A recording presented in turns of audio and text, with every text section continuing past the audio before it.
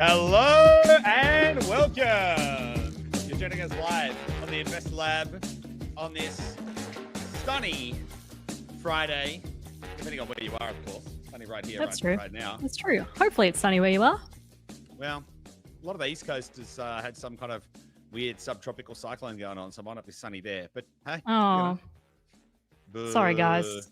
Sorry that it's cold where you are and wet. But I'm excited to be here today with you, Gabby. How are you today? I'm good. How are you? Very well, thank you. I'm very excited to dig into the topic today. Guys, if you are here and you're joining us live, please just let us know in the chat. We'd love to see you. We'd love to be here live with you. Let us know that you are there. Roman, perfect fade. Oh, yes. Mm-hmm. We got the perfect fade. Nice. We've been working on it. We had a whole like pre-game discussion around it. We were like, okay, when should we come in? Thanks for the recognition. We realized Roman. we had not talked about the music at all, and that would be why we never nail it every week. So we went, you know what? 5 minutes, let's go. Timing. I'm not sure if anyone else can see that, but Roman has just there's this new experience points thing going on in the chat here. What is that? Sure. That's amazing. Yeah, it's just purple, right? And so Roman. I want one. Roman, how did you get that? Whoa, there's a few people. There's a few top fans in here. Roman, you were at number 2. You're now at number 4. I don't know how you get experience points, guys, but I think you get it by contributing to the chat or something, or reacting or stuff. But basically, Roman, you can tell us your secrets. Yeah. Sorry, I would just like to say thank you, Aaron, for complimenting my mustache. Because she's been really working on it. Really, it's really growing. It's growing all the way out the back of your head. Look, it's coming down the back of your shoulders and everything. That's how it works. Yeah, you got one of those. You got one of those back mows. Those head mows. Yeah, one of those kind of mammals. Okay, yeah, one of those mammals has got a back mow. Anyway, we're not here to talk about back mows. We are here to talk about 4 converging topics that are on our radar this week. It's going to be a slightly different episode today, but we're very excited to test out kind of like a new format. So, Gabby, how do you want to rip into this? By the way, can I just before you answer that, thank you so much for everyone's chat already so far. It's awesome to see you all here. Love I love it. the interaction already. So, just quickly, hey Roman, hey Brendan, hey Ben. There's someone here who doesn't have a display name that always says hi. So hello to the person with no display name. Jared, Aaron, Lindsay, great to see you. Sabrez. And Liv's asked, Gabby, how was your birthday weekend? It was fabulous. I don't want to spend too much time on it. It was really good, Liv. Thank you for asking. Okay. You could spend 30 seconds. You could spend 10 seconds on it. Like, what happened? What happened? We went to Hong Kong. Goose is the master of time and loves to plan things. And so I'm Captain Planet. He planned this whole weekend and didn't tell me anything intentionally, which made me very uncomfortable. But it was really awesome. We went to Hong Kong for 4 days and pretty much switched off completely from the business and just walked around and ate.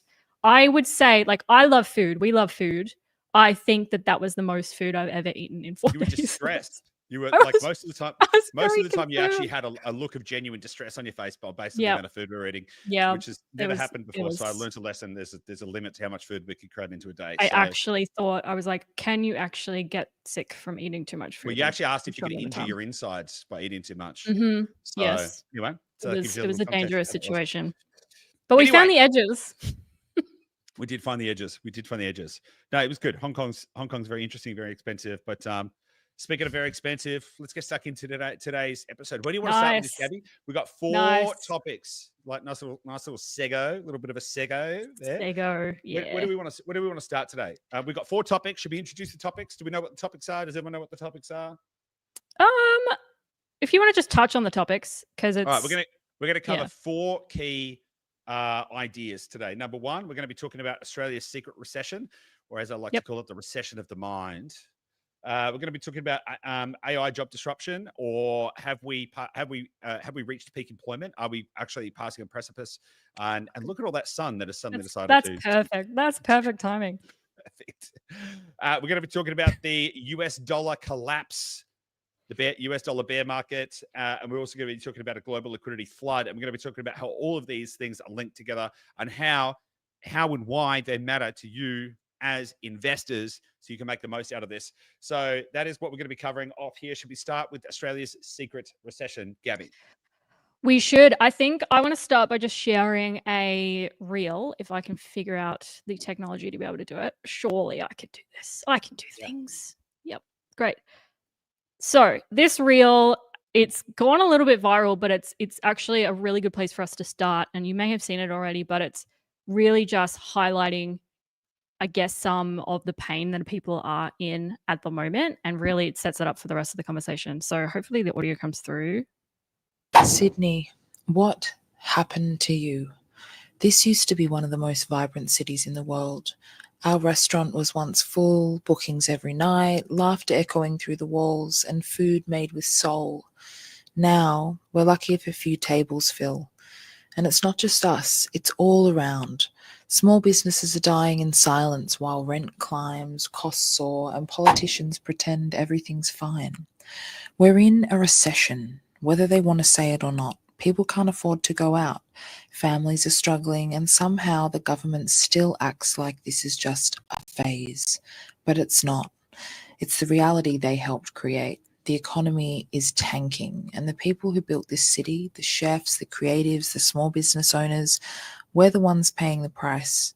We're closing down soon, not because we failed, but because the system did. So before we go, ask yourself this. Where are you spending your money? Who are you choosing to support? And what kind of city do you want to live in? Because without small businesses, culture dies, community dies, and all that's left is soulless chains and boarded up shop fronts. This isn't just a goodbye, it's a wake-up call. So that is it's a really interesting clip, right? And so whilst it's very Sydney centric and very kind of business centric, what it actually points to me is something that's really, that is a real problem that's happening in Australia that people aren't really talking about. And that is the per capita recession. And, you know, technically Australia has managed to avoid a technical recession, but the fact of the matter is everybody's feeling it. Everyone's cost of living has gone up. Everyone's lived experience is suffering, and there's a genuine actual recession happening, and people can feel it everywhere. People feel it everywhere. I mean, it just out of 9 of the last 11 quarters, there's been a decline in GDP per capita. It's the longest per capita recession on record, yet no one's talking about it. Now, this is a huge issue, because what this is actually pointing to is this kind of like bifurcation of not only our lived experience, but also the bifurcation of economic realities that we're experiencing as a society. Now, Australia has managed to avoid a technical recession, mostly due to high population growth through immigration.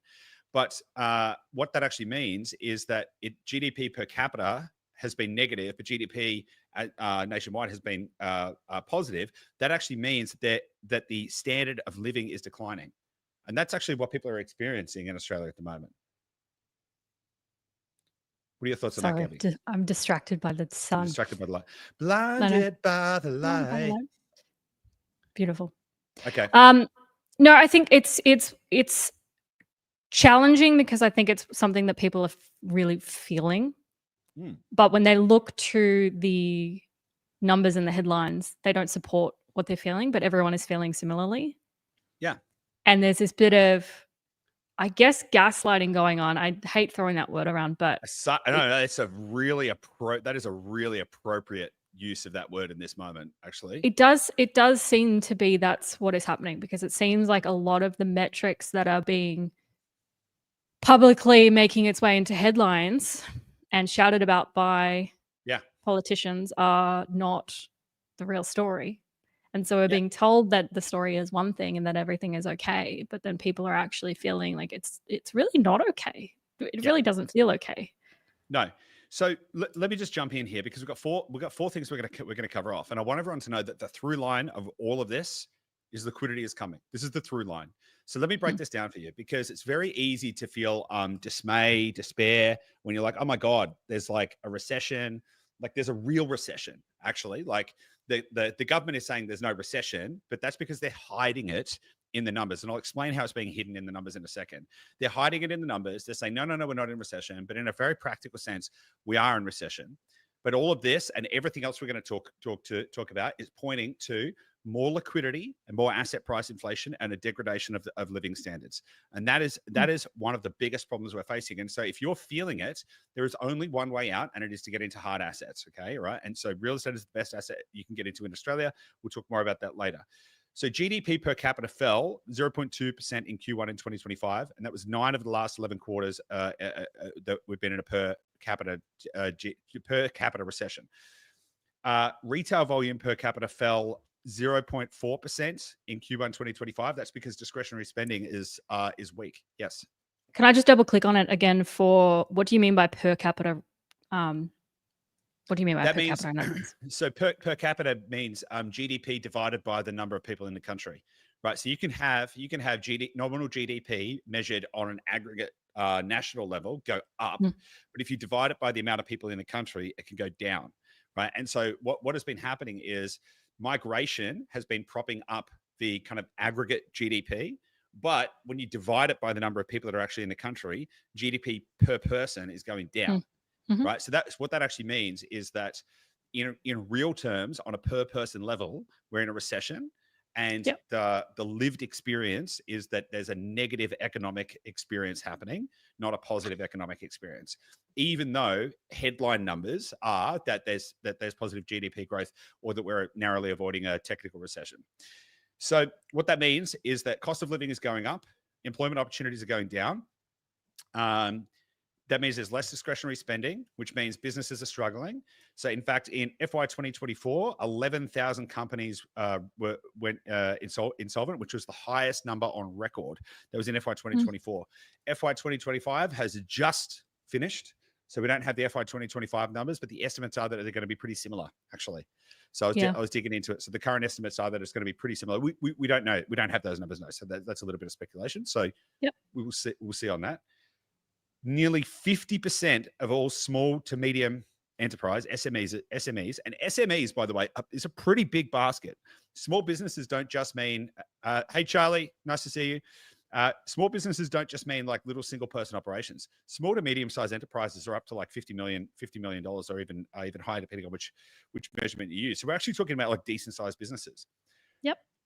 Nearly 50% of small to medium sized businesses aren't even breaking even, and 25% of all businesses are being funded by personal savings from the founders or the owners or the shareholders to keep them alive. Now, all of this sounds pretty grim, and so if businesses are struggling, which they are, why is unemployment? Let me just get my numbers here. Why is the unemployment rate looking so healthy and stable and trending at about 4.1%? So it's been at about between 4 and 4.1% since December 2023. Well, that's interesting, isn't it? So if we've got a per capita recession and things are going bad and there's less discretionary spending and businesses are shutting down and businesses are finding it hard and the private sector is finding it hard, why is unemployment so low? Why isn't it higher? And that is because governments have been the government jobs have massively increased. 1 in 3 new jobs in 2024 were government jobs, and 75% of all new jobs were funded by government. So 1 in 3 was directly working for government, but 75% of all new roles were funded by government. So they could be funded by healthcare funding or some other factor, something like that. 75% of all new jobs. Let me just double click on this, Gabby, because this is like, excuse my language, but this is fucking nuts, right? So the public sector employment in Australia has grown. So in 2024, the public sector added 164,000 new jobs. That's nearly triple the increase from 2023, right? And then in 2024, the private sector contributed just 99,000 new jobs. So what is actually happening here is the governments, state and federal governments, are running gross deficits to prop up jobs, to kind of like fluff the economy by employing shitloads more people, right? Increasing the number of direct government jobs or government-funded jobs, which is then causing to run massive deficits. The federal deficit in 2024-25 was about 28 billion, and it's expected there's a negative 28 billion, and it's expected to be around 40 billion in 2025-2026. In addition to that, the state net deficits, because some states are in surplus and some states are in deficit, they add 10 billion per year. So roughly the total state and federal deficit in FY25 was about approximately 38 billion deficit. And in FY26, they're expecting it to be about 50 billion in deficit. So we're going deeper and deeper into that. Now, let me just unpack that, because just let me rip into this, Gabby, and then you can ask some kind of probing questions. Cool. Let's just unpack that. What the F, right, is a deficit? When a government runs a deficit, it means that they don't have enough money. So where do they get the money from? They're spending money they don't have. So what is that? What happens then? Credit creation, right? Because they can't spend money they don't have.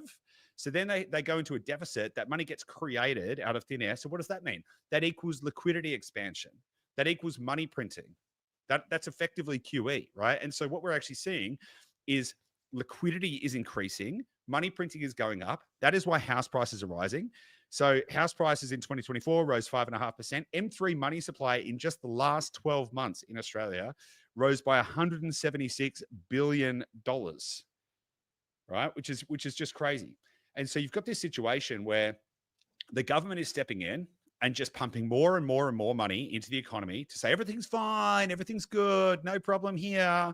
And in fact, they're just making the problem worse, because they're actually causing they're devaluing everyone's purchasing power. They're causing asset prices to go up, and they're actually making the situation worse, and they're fluffing over the numbers. One more little data point to add to this. So despite the fact that we have just 4.1% unemployment rate, which is ostensibly good, except for the fact that you realize that 75% of all jobs are funded by the government, which is just completely ridiculous. What we need is smaller government, not bigger government. Like that's gross misconduct in my point of view. Despite that, productivity, let me get my numbers here. Productivity has remained flat or negative since Q4 2022. So we have roughly the same productivity that we had in Q3 20. Yeah, so 99. So we're currently, our productivity rate is at the moment 99.5 points. I can explain that in a second. And in Q3 2019, it was 99.1 points, right? So what that actually means is that we are running at a negative productivity versus a base year. So if 100 is like the base measurement, if you're running at 99 point whatever, you're below the base measurement. And if you're running at positive productivity growth, it'd be over 100. So we're running at like negative productivity on that basis.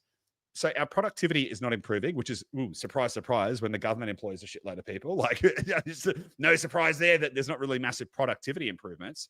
The public sector is getting squeezed and crushed, and we've got a local recession. Now, what that actually translates to is people are going broke whilst asset prices are going through the roof. If we look at Q, let me get my numbers here.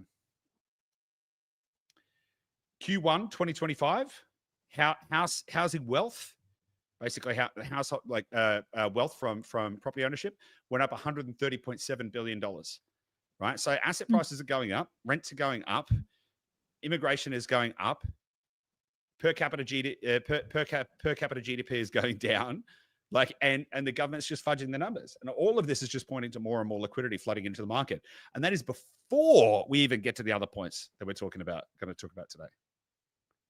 Yeah, reading that stat about the 75% of all new jobs created is via government sectors. That is mind-blowing to me, because it's just, we have this headline number of unemployment that people turn to when they're trying to get a sense of, looking at the metrics to get a sense of the health of the economy, and the headline numbers look okay. But then when you pull the curtains back a little bit, you're like,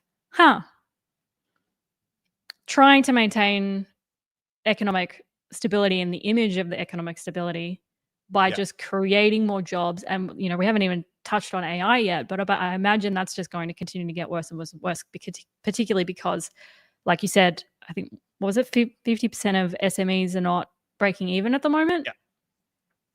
And so more and more businesses are going to close down because they can't afford to stay open. They can't afford to keep funding it themselves because they're not able to make the revenue from it, and they will just close and people will lose jobs. And then real unemployment will continue to go up, and then deflation will come in and jobs will go down, and then we need more jobs to be created. Yep. That is funded by what? Like, it's just, yeah, it all points in the same direction. You know what? I think we need to do an entire episode on post-capitalist socialist inflation, right? Because that is actually what is happening right now. So if you look at, and just we're going to go a little bit off track here, but if you look at what's happening in New York at the moment, Zoran Mamdani has been elected mayor of New York, and he's been elected on a platform of basically full-blown socialism. Now, you got to ask yourself, like, why? And so let me unpack what I mean by that.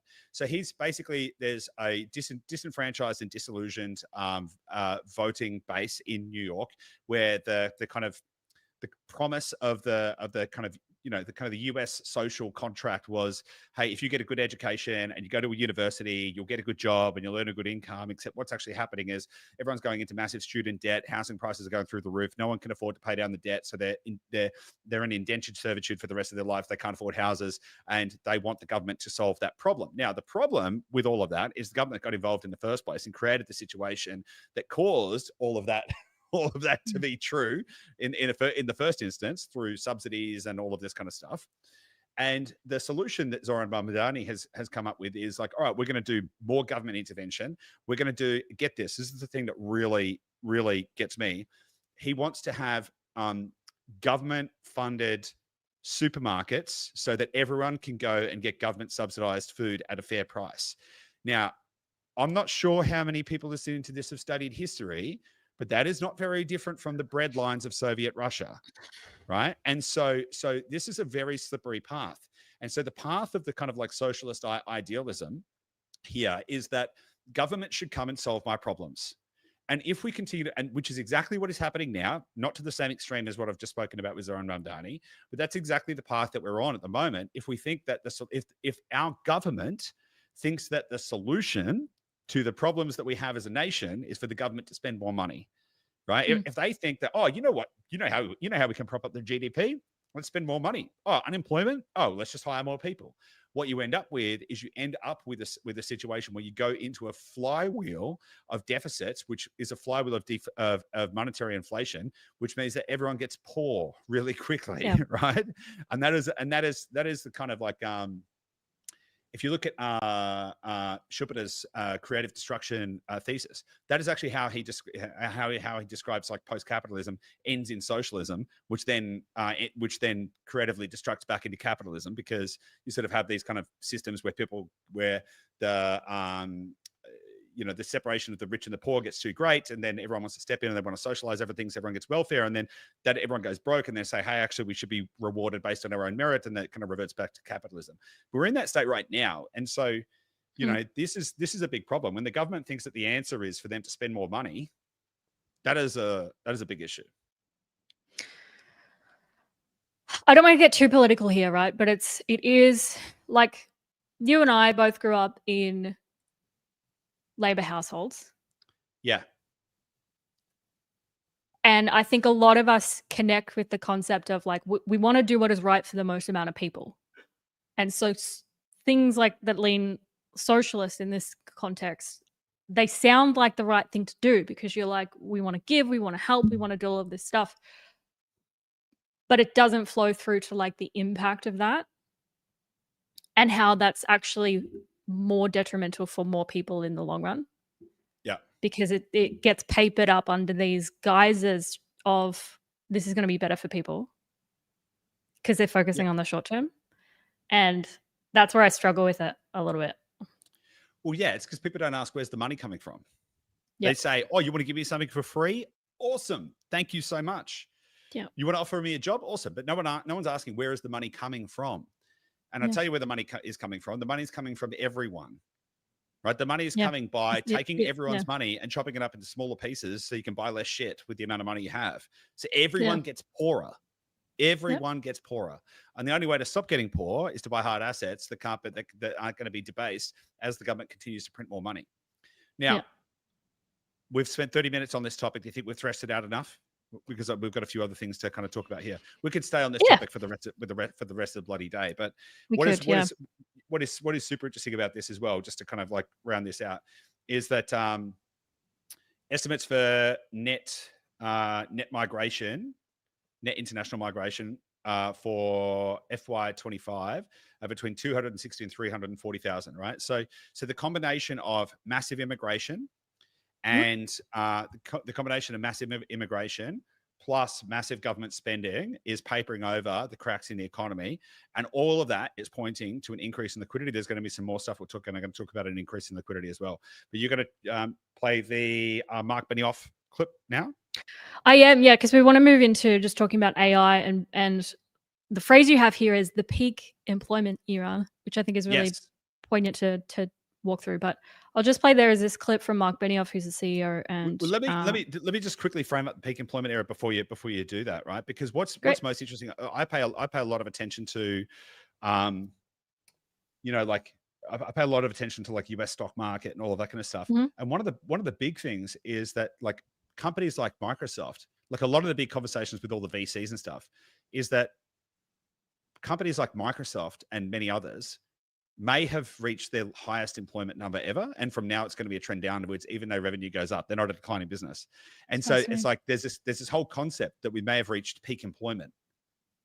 Yeah. Which is wild. So, and this because I guess everyone's on a, it's almost a race in itself. Like there's races towards just AI adoption and seeing who can make the best thing the fastest. But there's also, it seems to be this race of like, who can be the most profitable company by letting their, like downsizing their team as quickly as possible.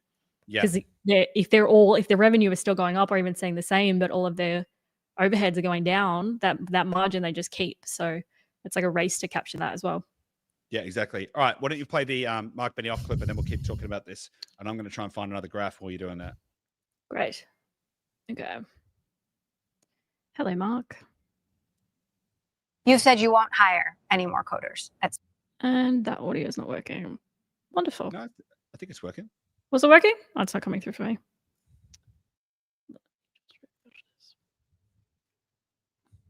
You said you won't hire any more coders at Salesforce. And you've said today's CEOs will be the last to manage all human workforces. What does this mean for businesses? Well, I think I just had a meeting, coming from a meeting with my head of engineering, and we're looking at productivity levels of 30 to 50% this year in key functions like engineering, coding, support. You're saying service. AI is doing 30 to 50% of the work? AI is doing 30 to 50% of the work at Salesforce now.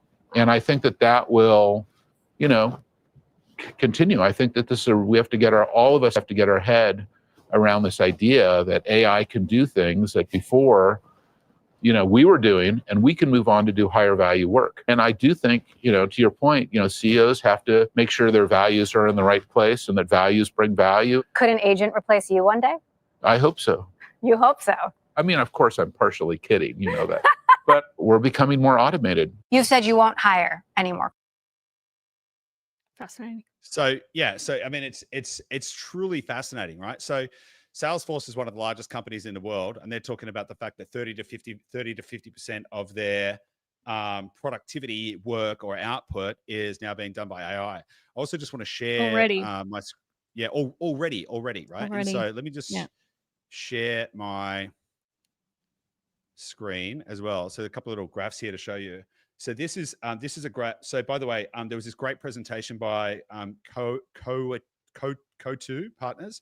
You can check it out here if you go to coatue.com. Actually, I'm not even sure if I'm showing the right screen, but if you go to coatue.com, search for the EMW25 keynote, you will find this a really amazing deck full of great stuff. But you can see here, this is Microsoft's employee count. Has Microsoft reached peak employees? You can see here, employee count from January 2019 all the way up. Then there was this is the ZIRP, which is the zero interest rate period.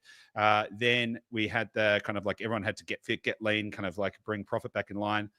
Now you can see here that the headcount at Microsoft is dropping off. And the question, and this is just one example, but the question here is this actually a macro trend that we're going to see, where in the private sector, through productivity gains from AI, are we going to see, have we reached peak employment?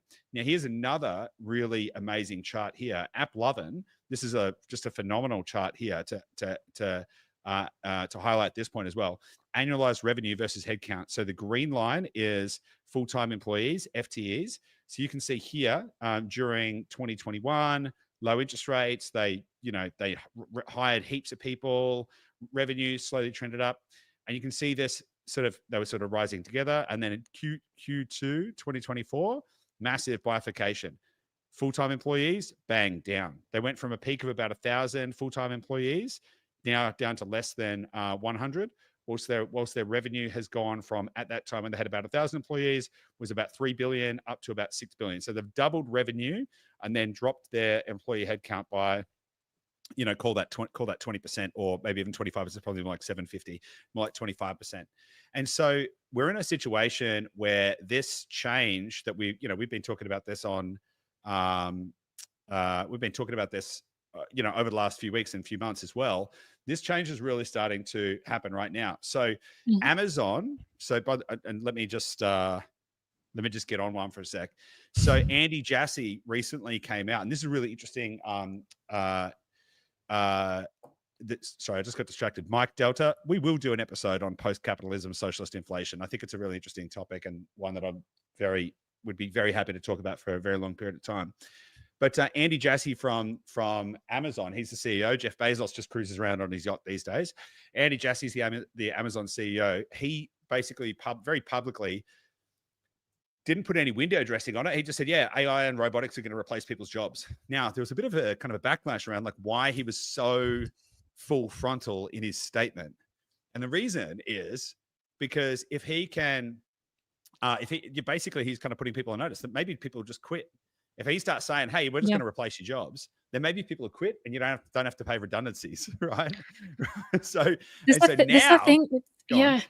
No, it's fascinating what's happening, because I think the change is happening so rapidly that like the brand damage that would typically happen to a company like these massive tech companies when they do mass layoffs, you would have massive brand damage.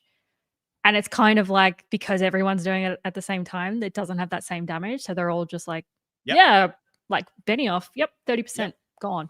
I'm like, Mark Benioff. He's like, 30 to 50% of the jobs. They're not hiring any more coders. Amazon has cut 27,000 roles since 2022, and they've just announced they're going to be cutting a whole bunch more. They've just announced they're going to have robots delivering packages. I was watching an article on this last night. So they're going to have robots. So they're going to have robots to do like the last 10 meters. So they're going to have autonomous delivery vans that drive around. They have robots in the back of the vans, and then the trucks will pull up to someone's house. The robots will jump out the back of the van and run over, put the package on the front doorstep, and then jump back in the van. Crazy humanoid robots pouncing out the back of vans. Interesting use of that technology, but that's another conversation. But they've also replaced, and I don't have the number here right in front of me, but I just was reading yesterday several thousand, maybe I'm just going to, don't quote me on this, 7,500 jobs or something like that have just replaced with humanoid robotics in the factories. So it's pretty massive. Meta, Microsoft, and Google are all cutting jobs or freezing hiring. This is the other thing. They're not necessarily, it's not necessarily job loss, but it's also the lack of new employment. So many of these companies are saying, hey, we're not necessarily going to sack everyone, but we might just keep the same headcount and grow revenue without increasing the headcount. 25% of Google's new code is now written by AI. Job postings for software engineers are down 33% over the last few years. Mark Benioff, as we mentioned, he's mentioned that they're talking about not hiring any new devs. No, and now they were hiring thousands or tens of thousands of developers a year. They're now not doing. They're not hiring any more devs.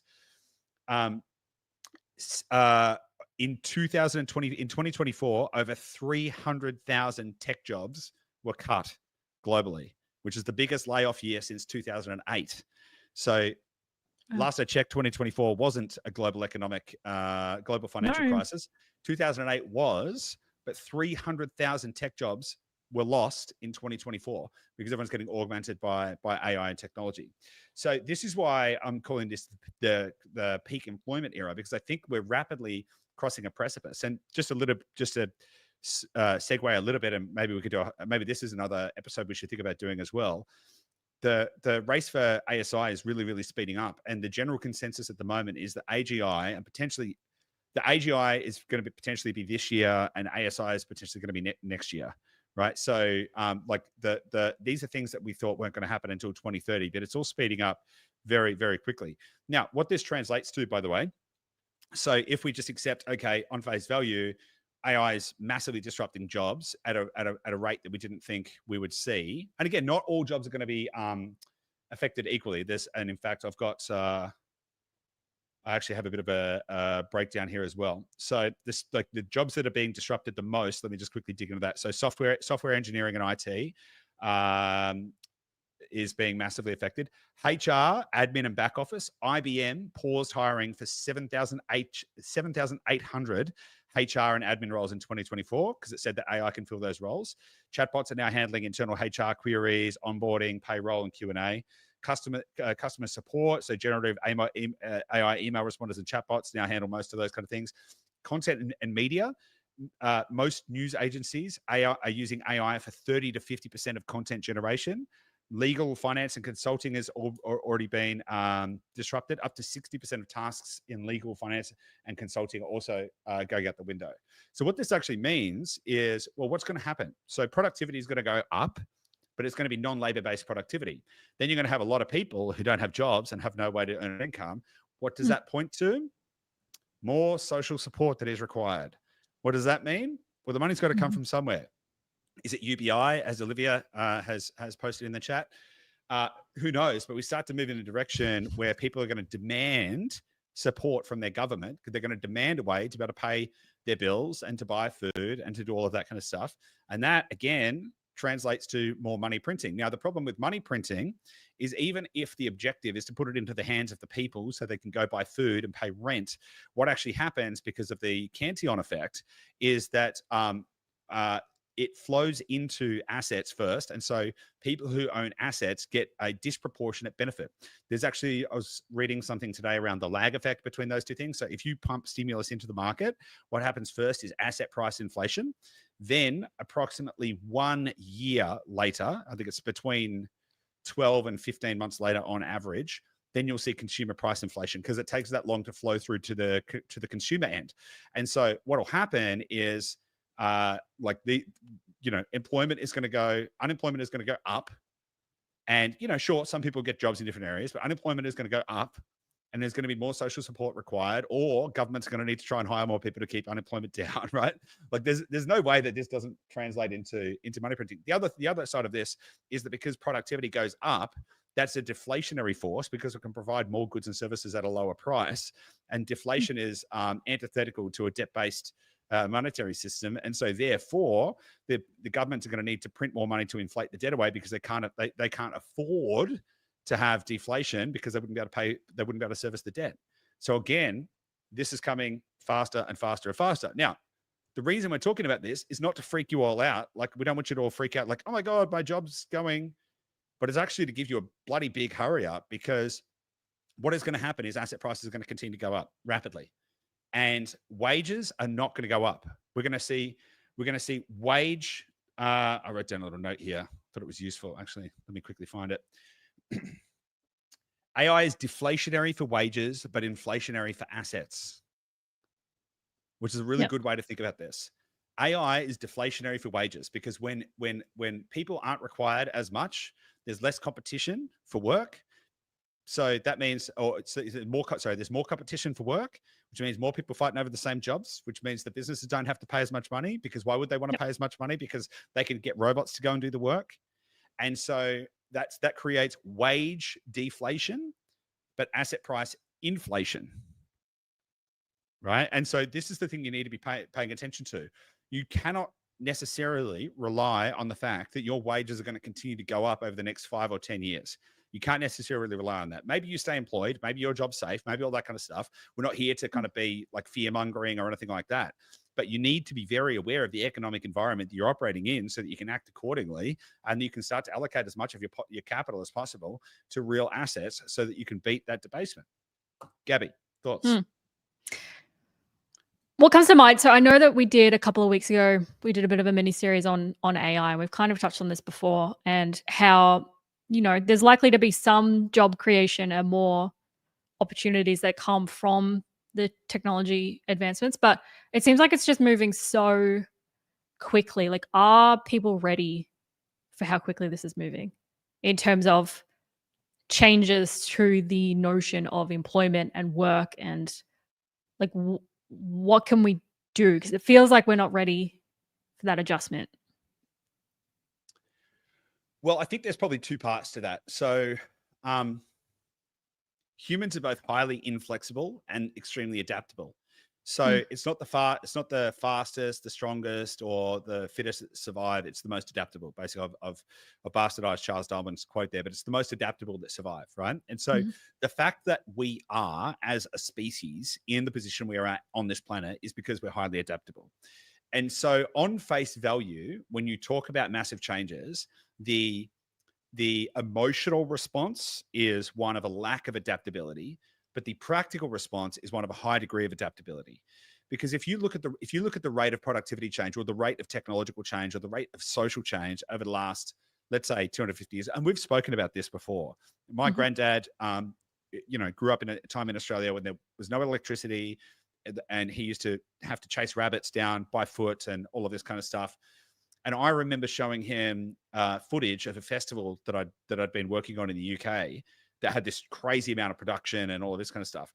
And he couldn't even, like, he said that when he was growing up, he wouldn't have even been able to imagine anything like that. Like, it just wouldn't have even been within the context of the possibility of his imagination to imagine something like that. And then I was just building it. Like, I was helping people to build it. And we had 80,000 people at a festival and all of that kind of stuff.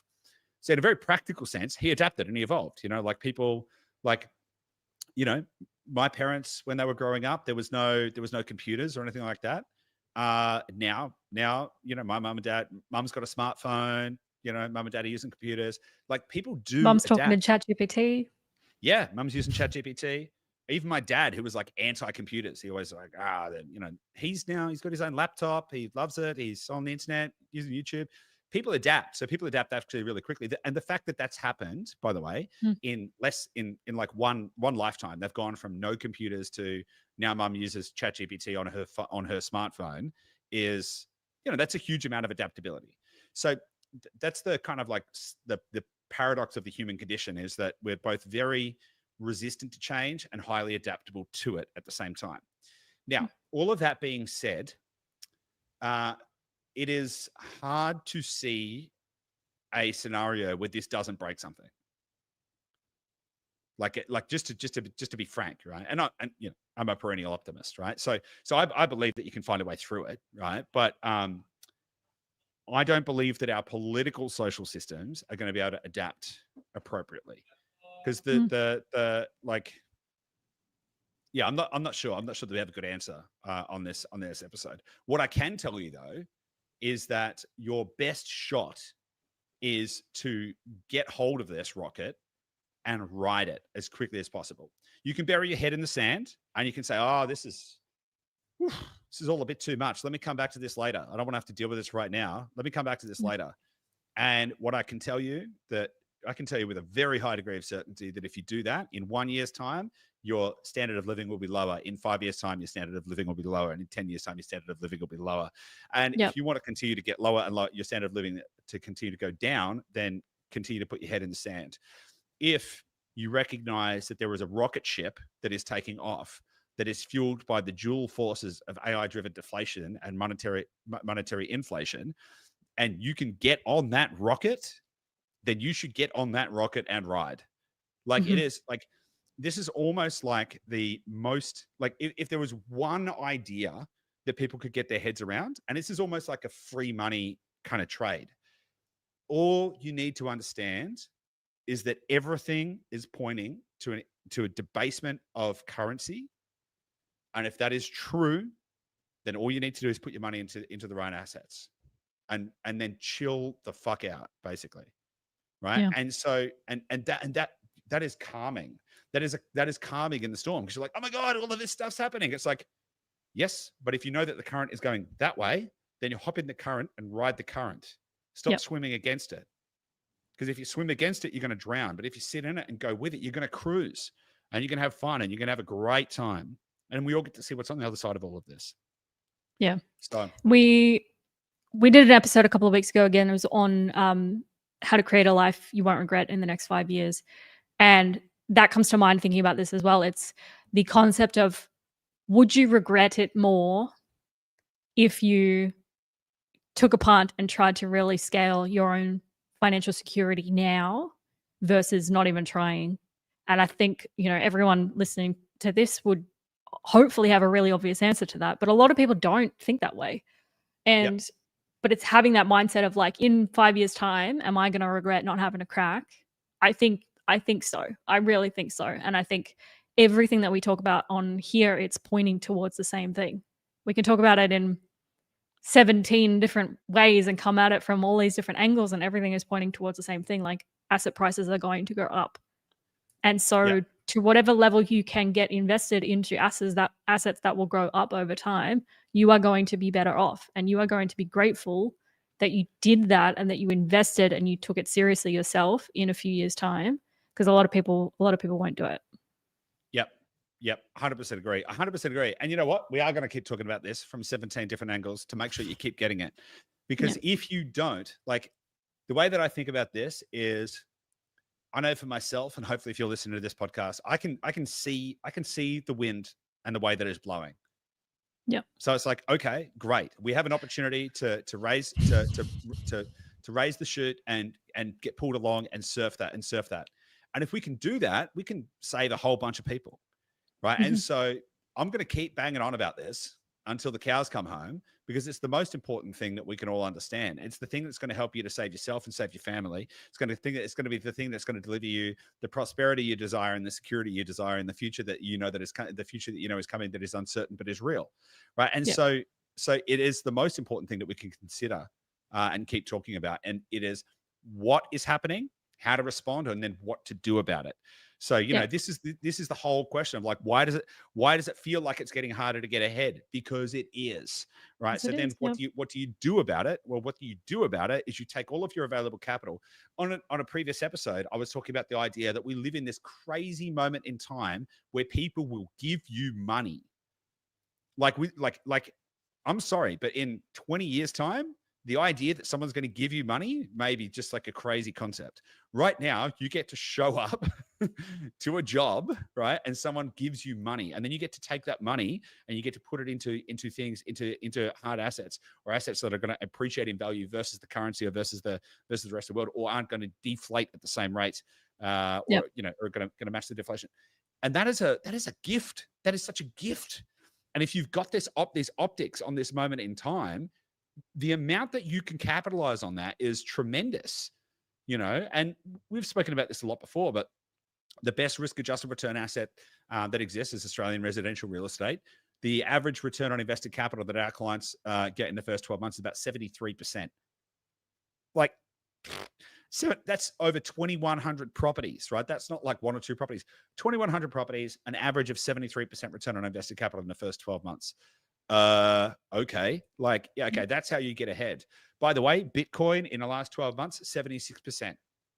Right. So people talk about this idea of, it's very hard to get good returns, and, what do you do? It's like, it's not that hard. Just find the assets that make sense and go get stuck into it, And so, I think it's very important. There's three categories of assets that make sense, and they have different risk profiles associated with them.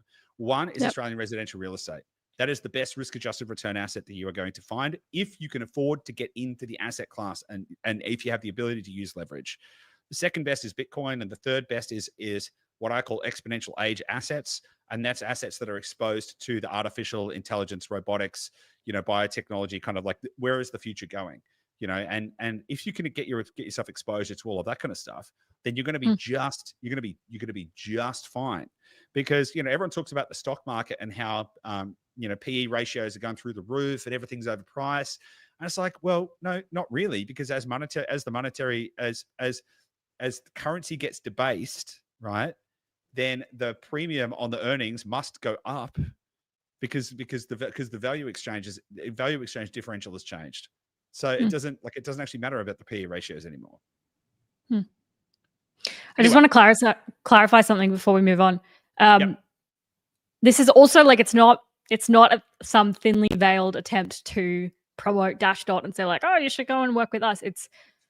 I just want people to invest, because there's still just so many people that don't realize the necessity of what's happening and how their money is just melting away, and we have this opportunity to be able to preserve our financial future by investing. And so, like Goose, you just pointed out 3 of the strongest asset classes. Start with whatever works and do that with whatever works. Like, it's not you have to work with Dashdot or else you're screwed. It's like, as long as you're investing in things that are going to grow, like you're winning. Yep, 100% agree. That's specifically, sorry to jump in, but that's specifically why we've taken an approach, particularly this year, to go, you know what, like it is not a Dashdot advert. This is not like you must go buy real estate. I will say it again.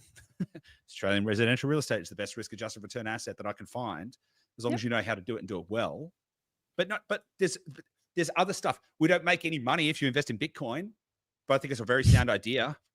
We don't make any money if you invest in exponential age technology stocks. We've got no products or services that offer any of that kind of stuff. We're talking about this stuff because we want to help, because it matters. Yeah. Right. And because we, and particularly myself, have spent enough time to work out if it's right or not. You know, this isn't just, we're not shilling stuff for the idea of like selling a course on trading the stock market or something like that.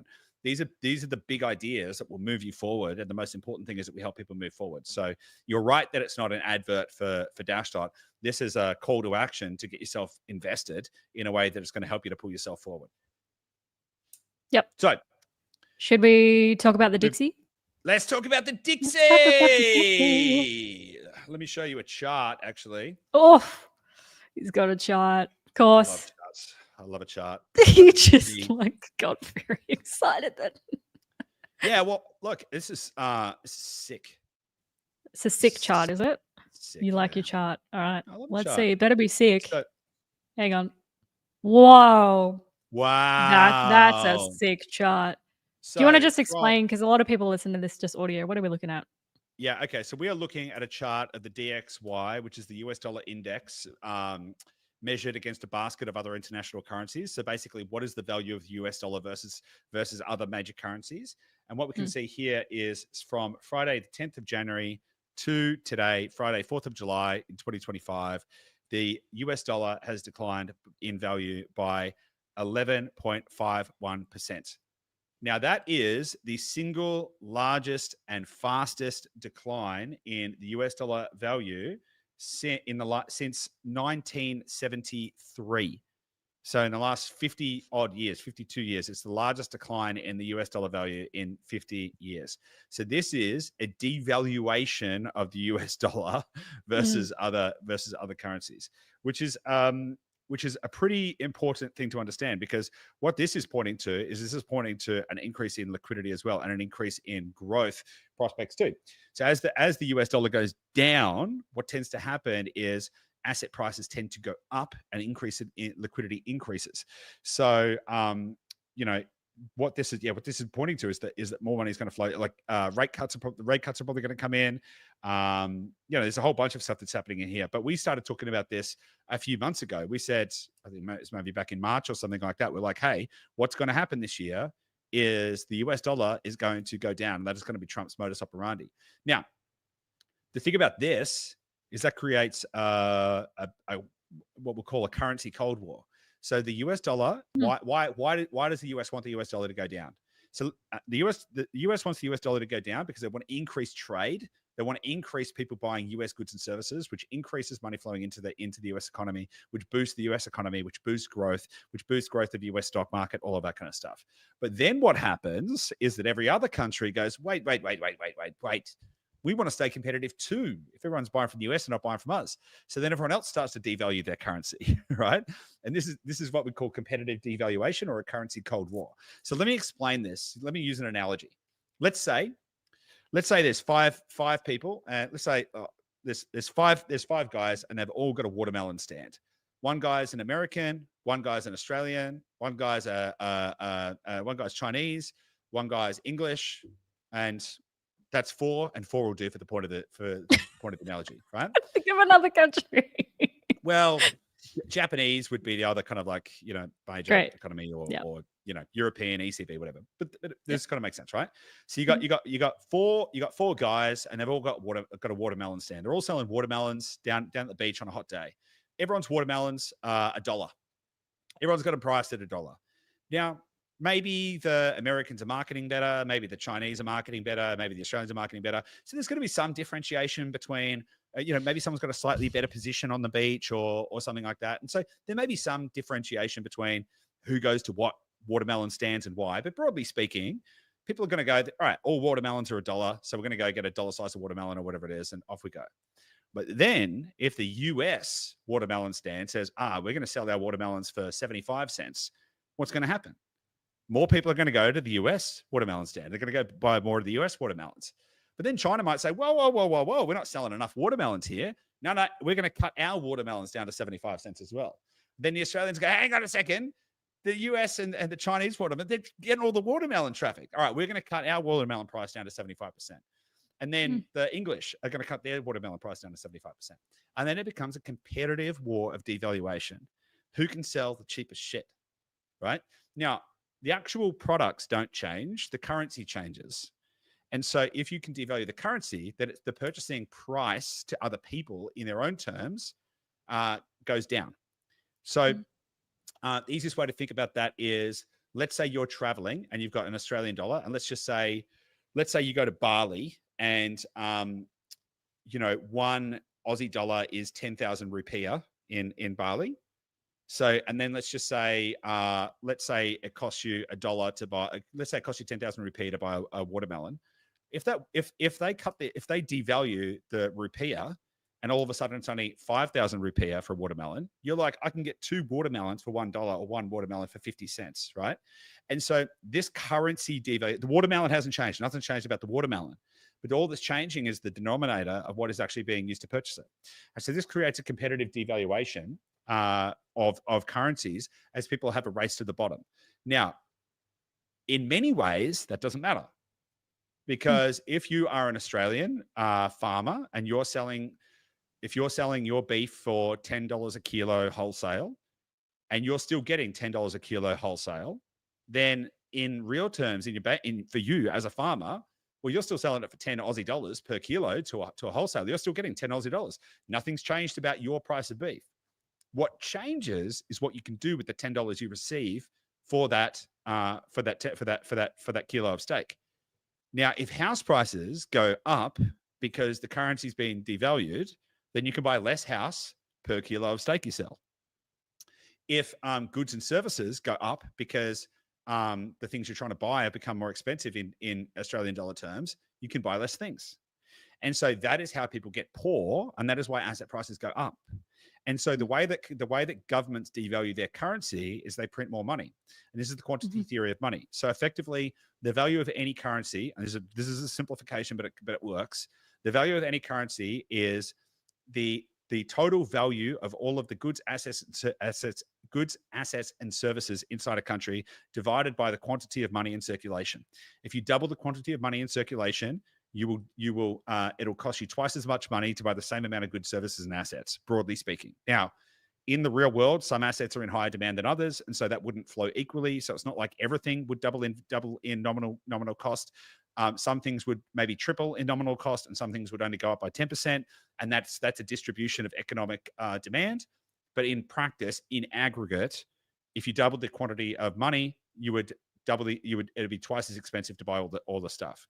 And so as the US crashes its dollar, as the Dixie goes down, what may happen in the short term, which is kind of what's happening at the moment, the Australian dollar is rising versus the US dollar. All right, fine. That's short term. But they won't want that to happen for very long, because that's going to damage exports. So then they're going to want to print more money, which they're already doing, as we've covered, because they're already running massive deficits. But they're going to want to print more money to lower the value of the Australian dollar, which is then going to make Australian exports. And Australia is an exporting nation, right? So they're going to want to make more exports. So they're going to need to devalue the currency, which again is going to drive asset prices up and drive costs and drive the standard of living down. Fascinating. Great analogies, as always. Yeah. Watermelon stand. So thinking through no, sorry, I'm just processing my question. Thinking through what the US is doing to the dollar, would you argue then, instead of it being like a bug or something that's kind of going wrong, it's potentially more of a feature? Oh, it's by design. Yeah. No, it's 100% by design. Donald Trump said he wanted, that was an objective. Yeah. That was actually a stated objective by Donald Trump and Scott Bessent. They said they wanted to devalue the US dollar. Like this isn't an accident. This is by design. This is why months ago I was saying this is going to happen, because they were talking about doing it. And all of the actions they're taking have been designed to devalue the dollar because they want to increase trade. They're trying to bring more capital back into the US, because they've realized that, and we did an episode on the US debt spiral. They can't cut their way to fiscal health. They have to grow their way to fiscal health. And so how do you grow your way to fiscal health? How do you change the debt to GDP ratio? If your debt is going to continue to go up, well, then you need your GDP to go up faster than your debt is going to go up.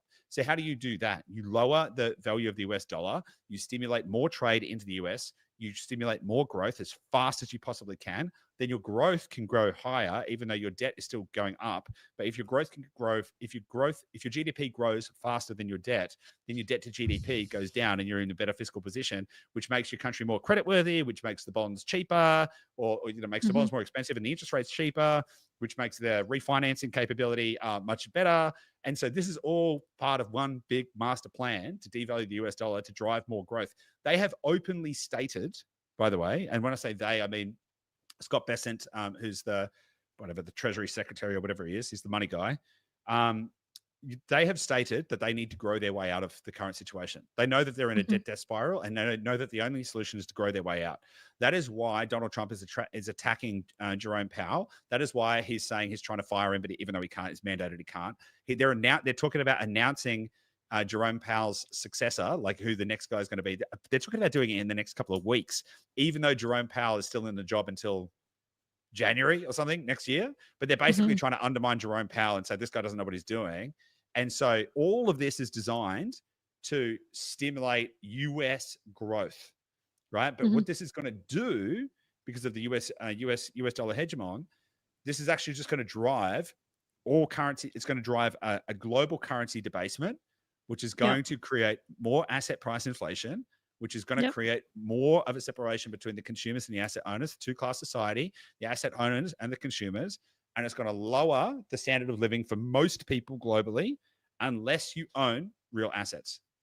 Yeah, it's all just so fascinating, because it's obviously like Trump's focus is on improving the US above all costs, and like the impact that it has on every other nation effectively as the global reserve currency. It's like, and you can go back and forth around like what Australia are doing, what the Australian government have, like the choices that they make and the impact on the Australian economy. But a lot of it is in response to what the US are doing.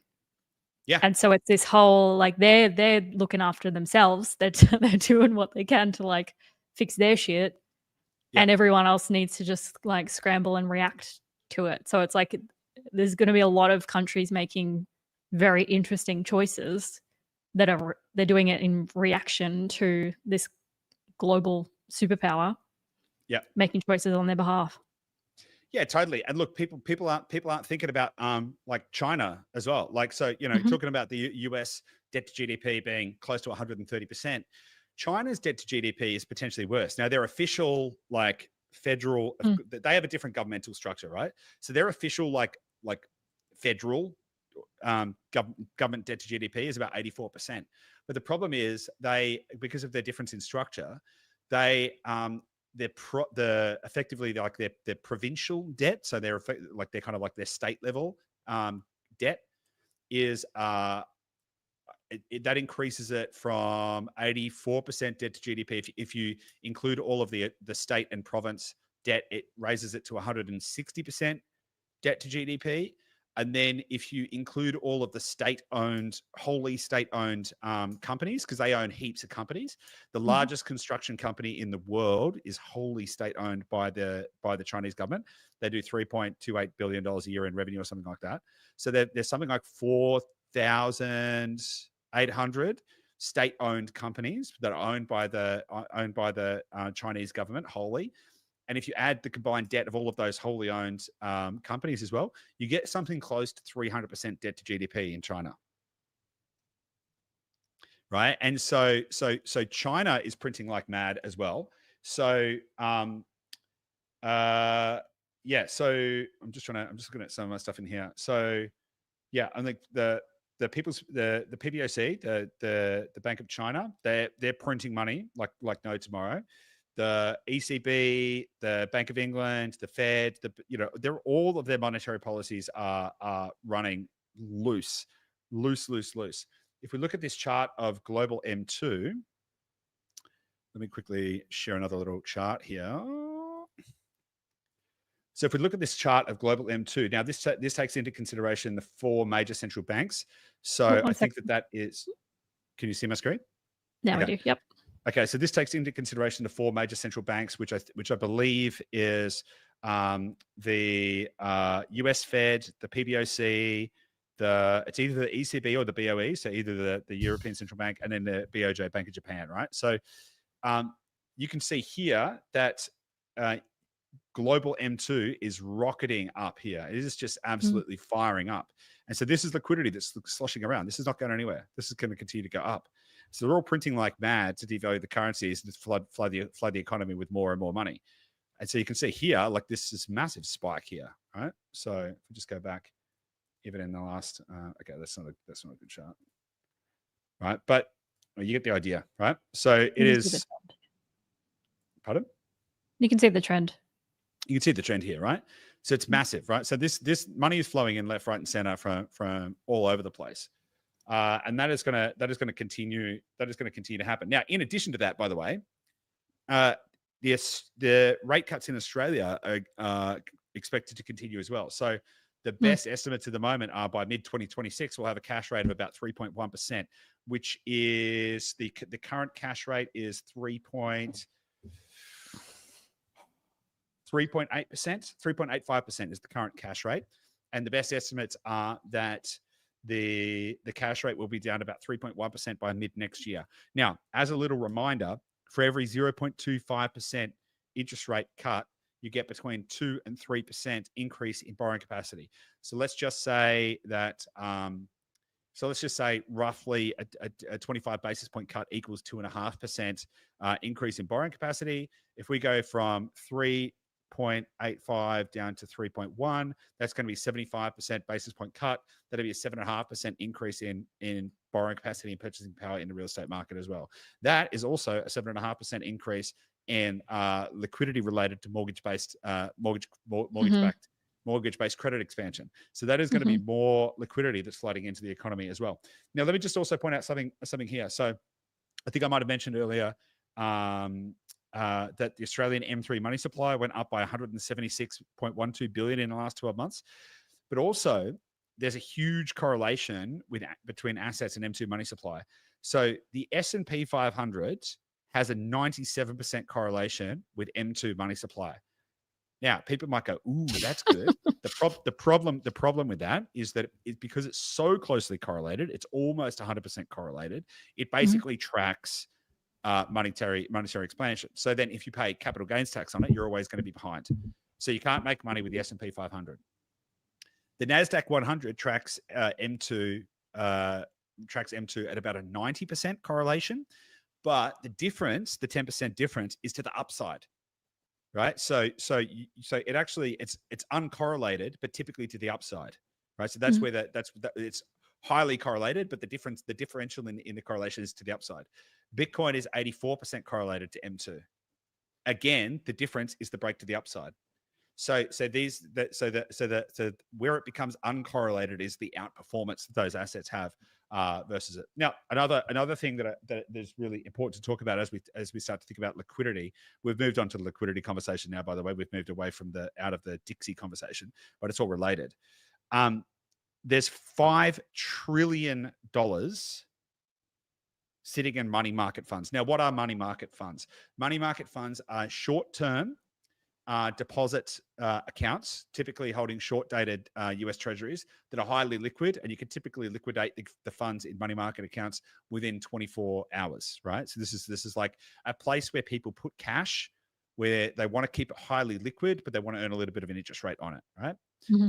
There's $5 trillion sitting in money market accounts, which I think is the highest.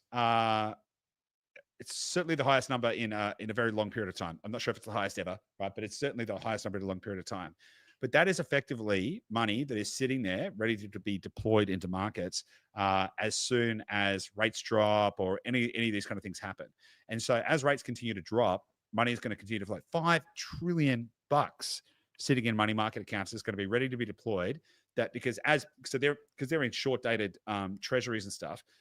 If the interest rate goes down, then they're not earning much on their money. So they're going to be like, all right, we're just going to take the money out of the money market accounts and put it somewhere else where we're going to get more return on it, whether that's into the equity markets, whether that's into real estate, whether that's into Bitcoin, any of these kind of things.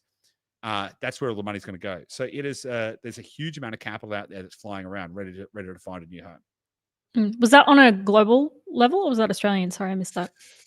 I actually think that's US only. I haven't been able to find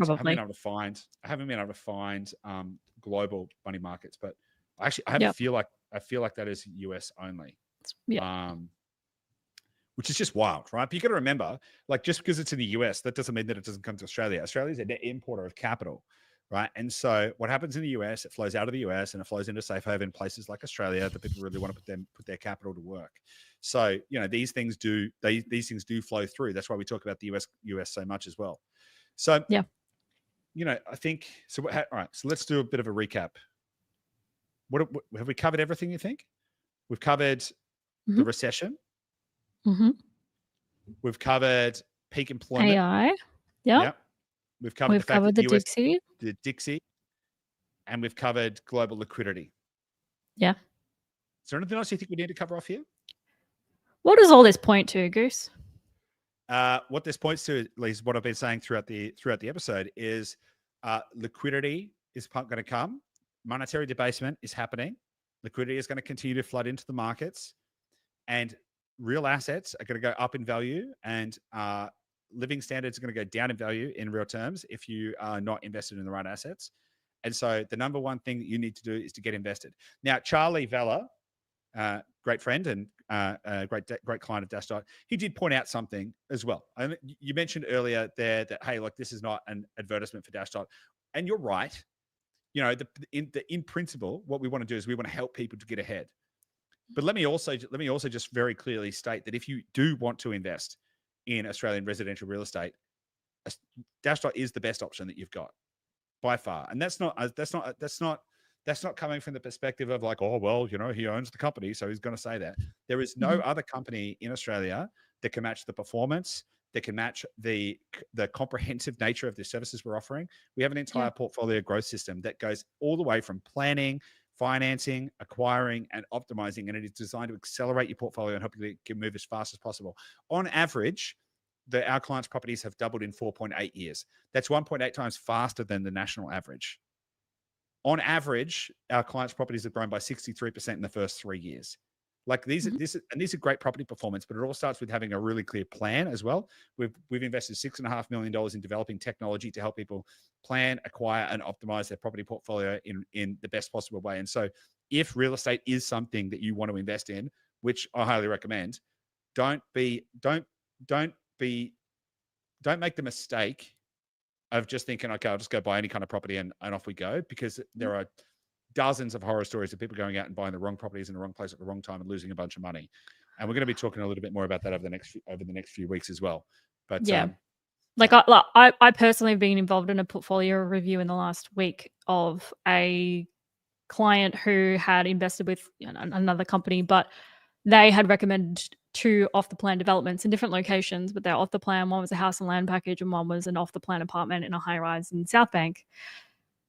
And she just blindly trusted this company, paid them, 2 buyer's agent fees, and they would have got kickbacks from the developers. And like, you can still make mistakes, even if it's not that dramatic, but it's like that is happening out there, particularly I think as cost of living gets more intense and people get a little bit more panicky with the state of the economy, and they are more desperate to find solutions. And so there's going to be these ways that you can still make mistakes if you're following the wrong crowd, I guess. Yeah, 100%. Yeah. 100%. Okay, cool. I think we've covered everything we want to cover on today's episode. Ben, I see you've got a great question there. Not financial advice if you're a passive investor. I'm not going to answer that in today's episode. But we can definitely think about doing an episode where we can kind of talk a little bit more around asset allocation and stuff like that. But let me just say, very high level, I would not be investing in Google. Let me just put it that way. But we could go to asset allocation in another episode if we want as well. Last Best had a really great question in here about is quantum real or just smoke and mirrors? We could touch on that for a second if you want, Gabby. Awesome. Yeah, let me just pull it up because I like to pull it up. There we go. Great. You can answer now. So is quantum real or is it just smoke and mirrors? Quantum computing, which is what I believe that you mean. Quantum reality is definitely, that's another topic. Quantum computing is definitely real. It is still very nascent. It is still very early. It's still a long way from any kind of significant application. So I still think we're a long way away from that. And the reality of the situation is, from an encryption perspective, because a lot of people are worried that like quantum computing is going to break everything. You can create like the people are working on kind of like anti quantum computing algorithms and all of that kind of stuff. And so, the way that I think about it, a lot of the concern is things like Bitcoin. I was quantum computing going to be able to break the cryptography of Bitcoin. The thing is, the entire financial system's cryptography is very weak. So before anything happens to Bitcoin, and look, you can't hack a house with quantum computing. So the real estate is going to be safe from quantum. So that's fine. That's no problem. Bitcoin has got an extremely sophisticated cryptography mechanism, and the entire financial system has got a very weak cryptography system. So if quantum computing is going to break anything, it's going to break the entire financial system before it breaks something like Bitcoin as well. So I think it's definitely real and it's coming, but I don't see it as being a massive threat at this stage here. Pete B, he said, what's the antithesis to all of this? What would need to be true for all of this to be wrong? Not that I think it is, but sometimes thinking this way can strengthen the argument. Yeah. Okay. So great question, Pete. It's a really, really great question, Pete. So thank you for asking that question. So I haven't prepared anything for this, but let me tell you what comes to mind off the top of my head. What would need to be true for all of this to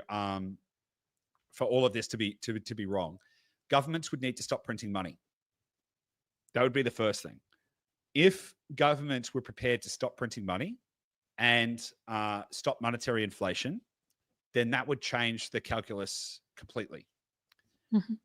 What would happen then is that asset prices and cost of goods would fall dramatically versus a non-inflating currency or a non-inflating monetary store of value. And that is because your money would store value effectively. So you would have a significant collapse in prices. And this is also sort of part of the promise of Bitcoin, because it's got a fixed supply, is that because there's only 21 million and 5 million of them have been lost already, there's a fixed supply. And so prices fall against the value of Bitcoin over time. And you could simulate the same thing. So if you said that the Australian government said, okay, we are not going to create any more money. There's a capped supply of Australian dollars that can never circulate in the system. And that includes through credit creation or any other mechanism. There will be no monetary inflation in Australia. What you would find is that the value of the Australian dollar, or the purchasing power of the Australian dollar, would go up, right? Because you wouldn't have a debasing currency. And so you would be able to buy more with your dollar over time. Now, that would decrease consumption in the short term, but that would actually create a tendency towards quality, where people would want to be very judicious about the things they spend money on, because in the future, your money would be worth more than today. You'd be able to buy more with future dollars than you can today, which is the inverse of how it is. You can buy less in the future with your money than you have today. And so, so that would need to be, that would be one thing that would need to be true. That's kind of the biggest thing. Right. And I think like AI, the genie's out of the box, so nothing's going to stop that train. Actually, let's play that out. There's three possible scenarios with AI. One is that we turn it off. Mm-hmm. Another one is that it is completely benevolent and supports us to live the most prosperous life that we could ever imagine. And the other is that we come into conflict with the machine. So the fourth option is that it just gets too smart to not care about us. It just thinks about us like ants. So one option for this to not be true would be for all of the governments in the world to get together and say AI is too powerful and it's going to destroy. It has the potential to collapse our way of life, and so we're just going to turn it off and we're going to stop doing AI. So that would need to be true. Governments would need to all collectively say, hey, we're going to, well, maybe not every government, but like the governments that said, hey, we're not going to print any more money and we're going to have a fixed monetary supply. So we have no monetary inflation. That would change the calculus.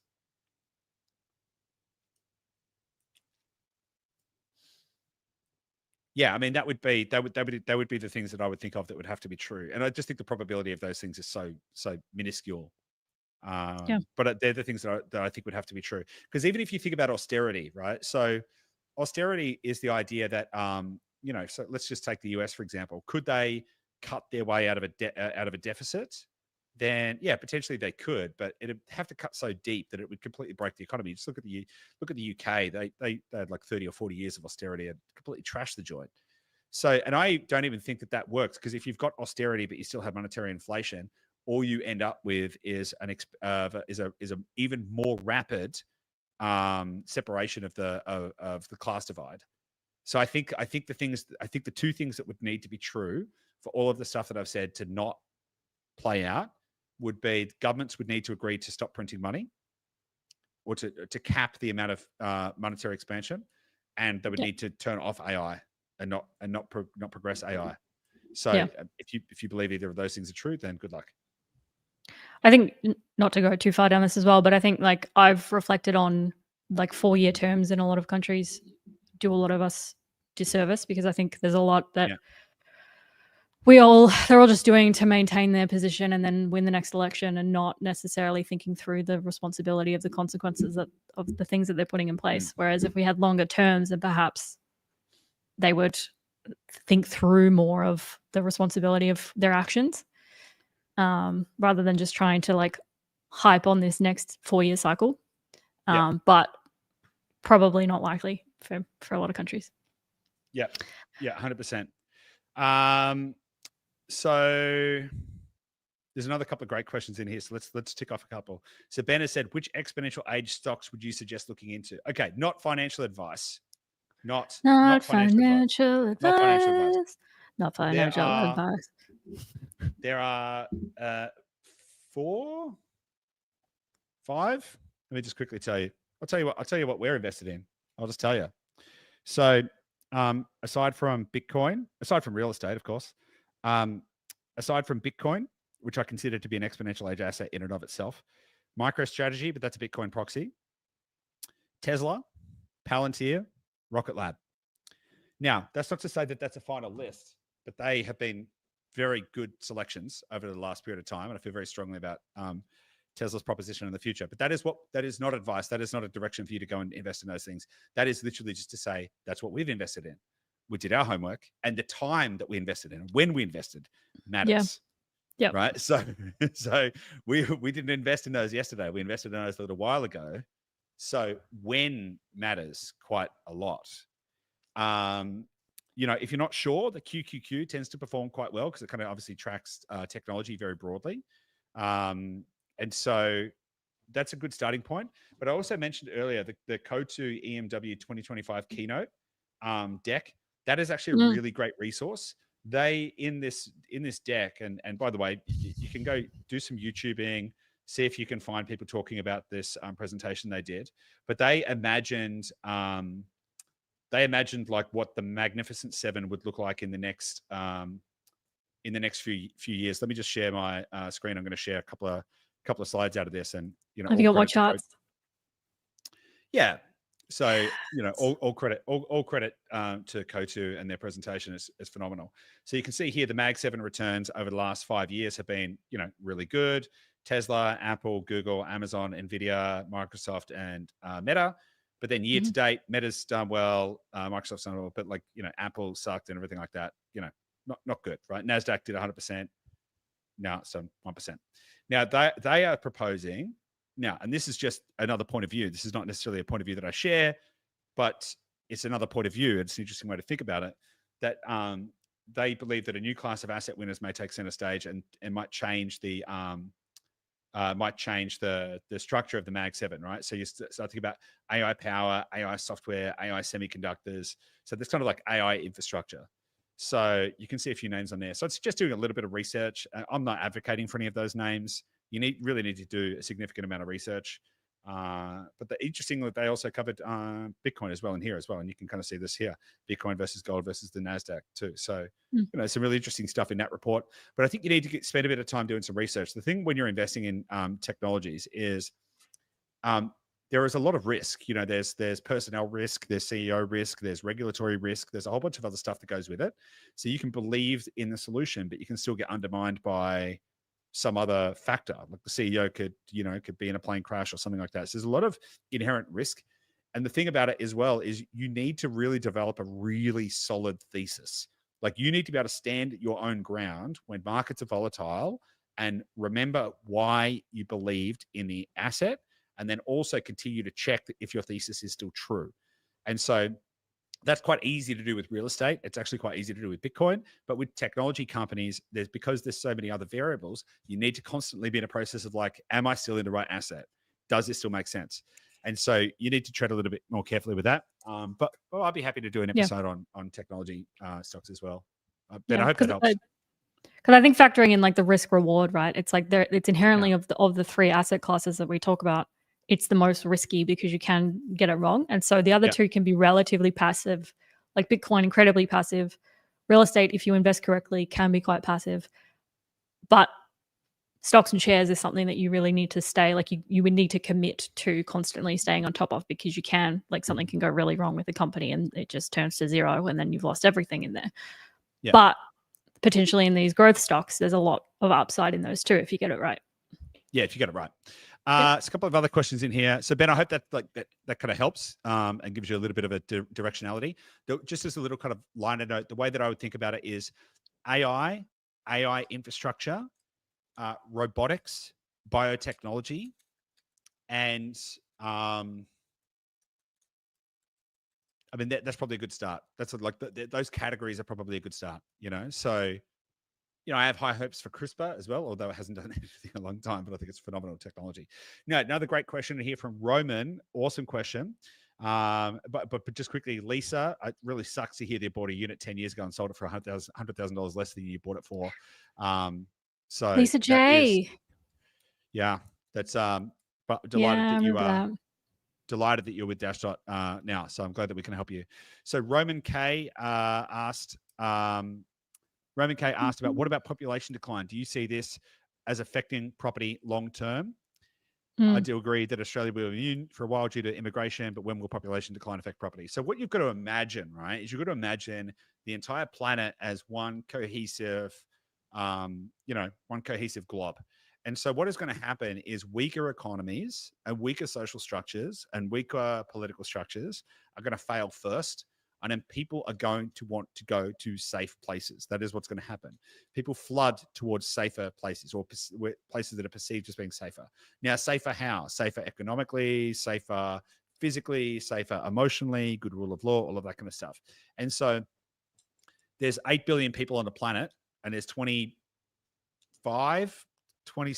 million in Australia. I can't remember what the population is right now. So for Australia to soak up even a small percentage of people that are escaping, I had a conversation last night with a couple from Colombia in South America. They moved to Australia 12 years ago. I said, why did you move? They said, better quality of life, right? And so this is like a perpetual bid on the Australian marketplace. So I see that population decline globally is an issue, but locally in Australia, I don't think it's an issue because we'll continue to import the population because there'll be a strong perpetual bid for people to move to Australia. So I don't think that it's a 5-year cushion or a 10-year cushion. I think it's a 100-year cushion or longer. You know what I mean? Like it's a, maybe even longer than that, 200-year cushion, as long as we don't completely stuff the economy or do anything like that or turn it into a dangerous place that's undesirable. So I think that population decline is real around the planet, but I think that people will condense into the places of desirability, of which Australia is one. So awesome.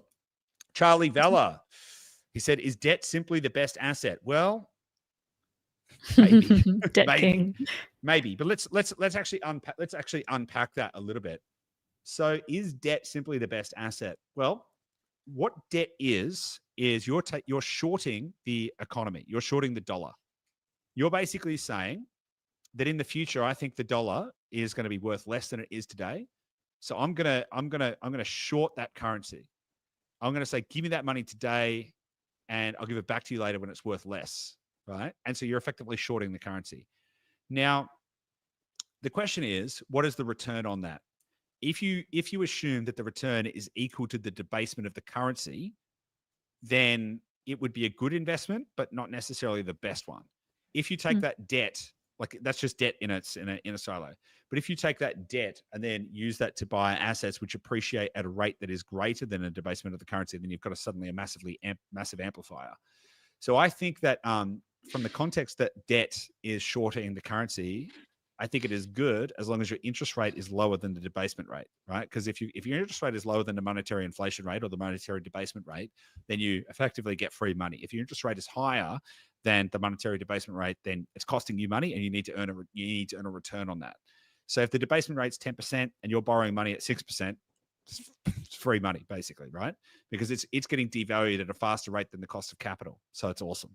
So to that degree, I think the debt is a really fantastic asset, but you need to make sure you deploy it in the right way. You need to make sure you have it on the right structural terms, and that you're not over leveraging into highly volatile assets that could undermine the position. So, yep. Sweet. We should wrap it up soon. Actually, Ashley, you had a question there, and you've deleted the message, but it was a good question because it was about how do you decide which asset class across the three that we're talking about? And earlier in the year, we actually did a really great episode. I think it was just called Investment Strategies for 2025. Yep. Where we pulled apart exactly these asset classes and we have a whole table listing through the different criteria, I guess, that we would assess the different asset classes against and what would make the most sense for you based on what your starting point is. And it's basically giving you how we have been investing this year. So if that's interesting to you, I'll chuck that episode in the show notes as well so we can access that. Yeah, I think it's a great question. And it really depends, as you'll see in the episode, it depends on how much capital you've got. It depends on your risk profile and all that kind of stuff. Because if you've got $100,000 versus $1 million, or if you've got $20,000 versus $2 million, very different investment strategies are gonna apply. So, yeah, and your ability to access debt as well. Exactly. Awesome. Ben, I've got no idea. I've got no idea if unrealized capital gains tax will also come outside of super longer term.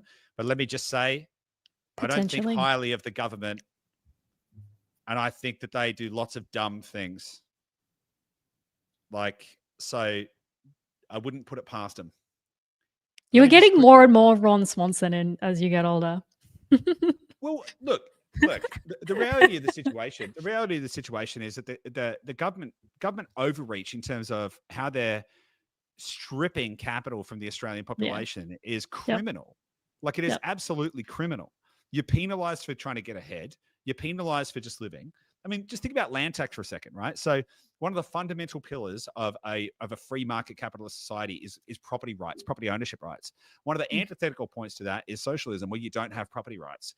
So when you buy real estate, when you buy property, you own the property. That's one of the fundamental pillars of a free market capitalist society within which we live. Yet then they say, oh, let me just tax you on that dirt.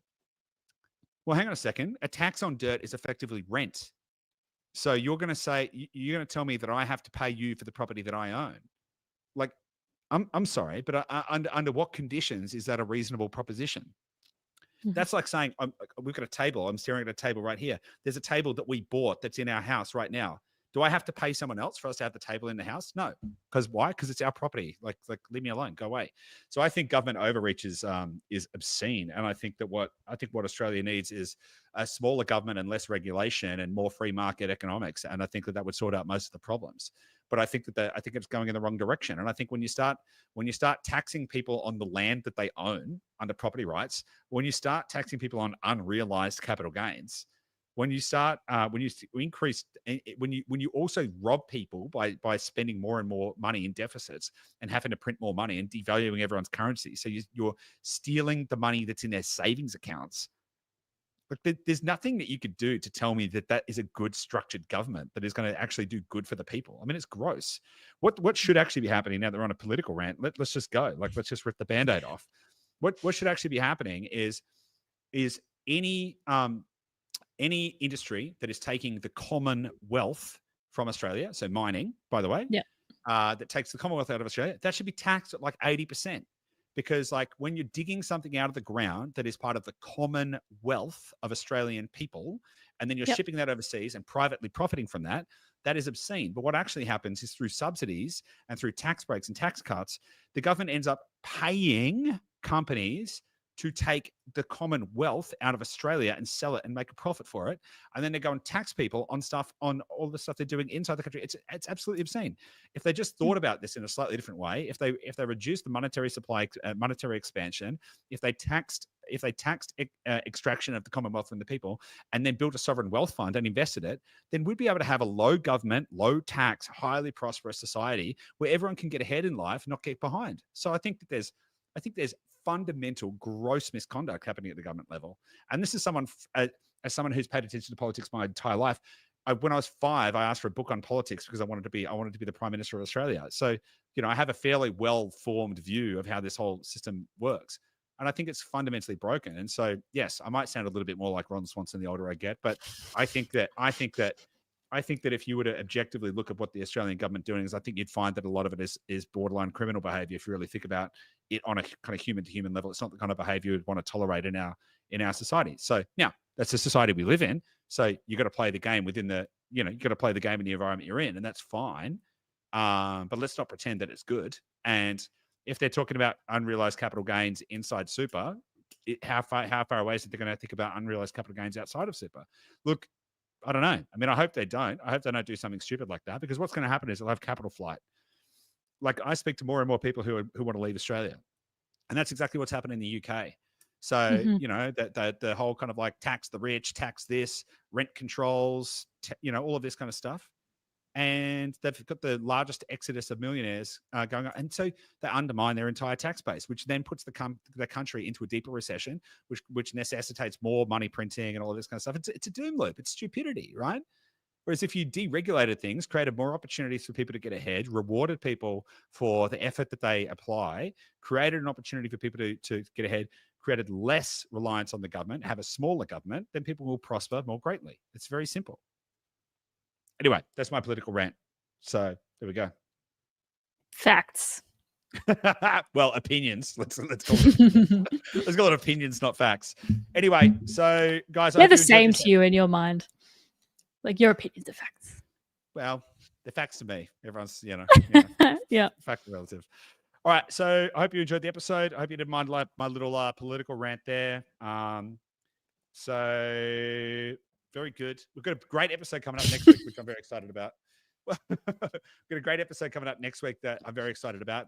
We're going to be talking to you about why you shouldn't work with a buyer's agent and why you shouldn't buy properties in Darwin.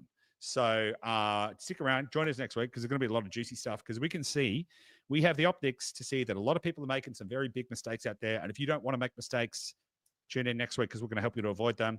Hope this has been a useful episode for you. Thanks for coming. Thanks for being here. Thanks for being part of the community. See you on the next episode. Oh, and by the way, of course, like, share, hit the subscribe button, share this with someone you know, care about all of that kind of stuff. Did I cover everything, Gabby? Perfect. Nailed it. Awesome. Thanks, guys. Thanks, guys. See you next week.